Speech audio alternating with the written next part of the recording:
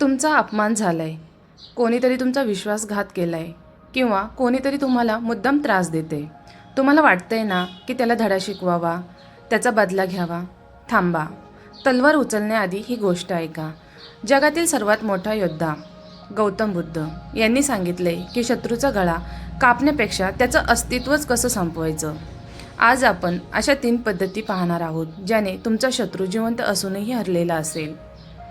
ही प्रेरणा सुरू करण्याआधी मी तुम्हाला एक गोष्ट सांगू इच्छिते की हा माझा व्हिडिओ जास्तीत जास्त शेअर करा. जे लोक आता अपमानामुळे स्ट्रेसमध्ये वगैरे असतील तर ते त्यातून बाहेर पडण्यासाठी त्यांना मदत होईल. शत्रू तुमच्यावर वार का करतो? कारण त्याला तुमची रिॲक्शन हवी असते. त्याला तुम्हाला रागवायला लावायचं असतं, रडवायला लावायचं असतं. बुद्ध म्हणतात, जो तुम्हाला रागवतो तो तुमचा मालक बनतो. तुम्हाला कोणाचं गुलाम व्हायचंय? जर तुम्ही त्याच्या अपमानावर हसून सोडून दिलं तर त्याचा अर्धा विजय तिथेच पराभवात बदलतो. शत्रूला हरवण्याचा पहिला नियम, त्याला तुमच्या मनापर्यंत पोहोचू देऊ नका. उपेक्षा, सर्वात मोठं अस्त्र.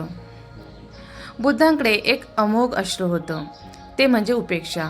एखाद्याला शिवा देण्यापेक्षा त्याला इग्नोर करणं हे 1000 पटीने जास्त क्लेशदायक असतं. जेव्हा तुम्ही तुमच्या शत्रूला हे दाखवता की तू माझ्यासाठी अस्तित्वातच नाहीस, तेव्हा त्याचा अहंकार धुळीला मिळतो.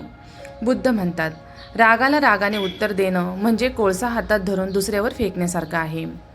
जळणार तुम्हीच, त्यापेक्षा तो कोळसा खाली टाका आणि आपल्या मार्गावर चालायला लागा. यशाने बदला घ्या.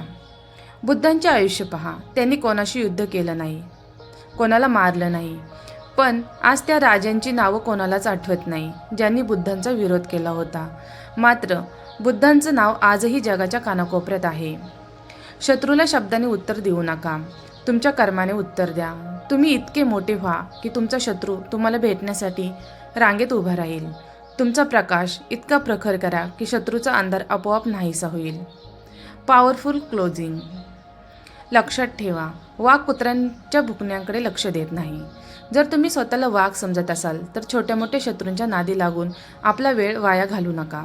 बुद्ध होणे म्हणजे कमकुवत होणे नाही, तर शत्रूच्या पलीकडे जाणे आहे.